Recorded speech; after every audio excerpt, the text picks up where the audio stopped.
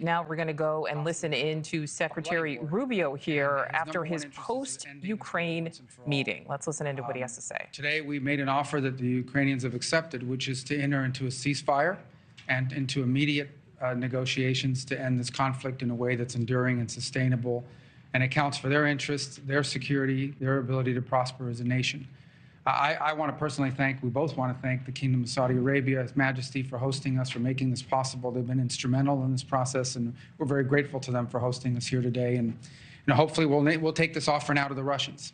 And we hope that they'll say yes, to peace. The ball is now in their court.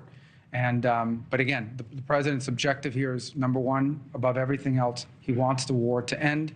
And I think today Ukraine has taken a concrete step in that regard. We hope the Russians will reciprocate. Well, just to add to the Secretary's comments, the Ukrainian delegation today made something very clear, that they share President Trump's vision for peace. They share his determination to end the fighting, to end the killing, to end the tragic kind of meat grinder of people and national treasure that's happening on the front in Ukraine. Number one. Number two, they made concrete steps and concrete proposals, not only accepting our proposal for a full ceasefire, which you can see the details of which are in our joint statement that we released together, but we also got into substantive details on how this war is going to permanently end, what type of guarantees they're going to have for their long-term security and prosperity, but also really looking at what it's going to take to finally end this, the horrific fighting. The other piece that I just want to make very clear is President Trump started this diplomatic effort in the Oval Office, talking to both leaders, both President Putin and President Zelensky back to back. And now that shuttle diplomacy continues. We have a named delegation in terms of next steps from the Russian side. We have a named delegation in terms of next steps from the Ukrainian side. I will talk to my Russian counterpart in the coming days. Secretary Rubio will be with G7 foreign ministers in the next couple of days.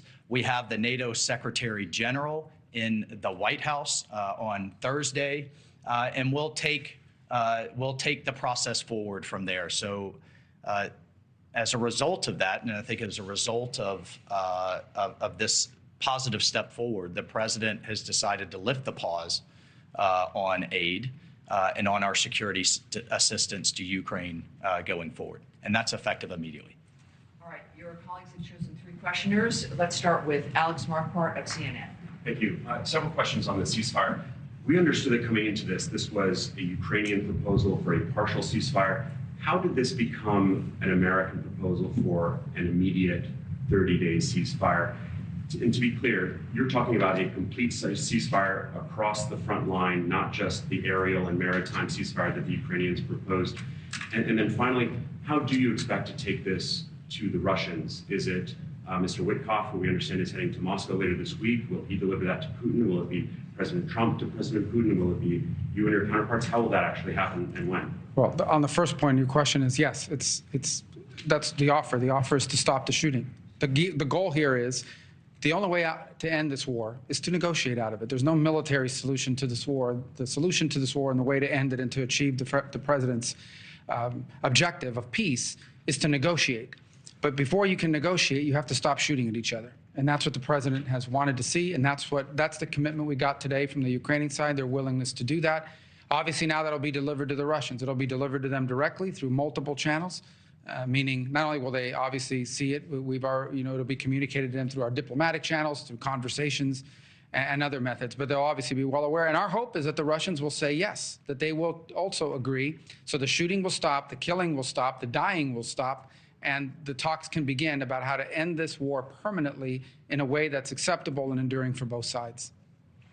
Look, there's been all kinds of discussions in terms of different types of ceasefires, You know, there was the deal in terms of grain moving years ago. There's been discussion of halting aerial attacks on each other's infrastructure.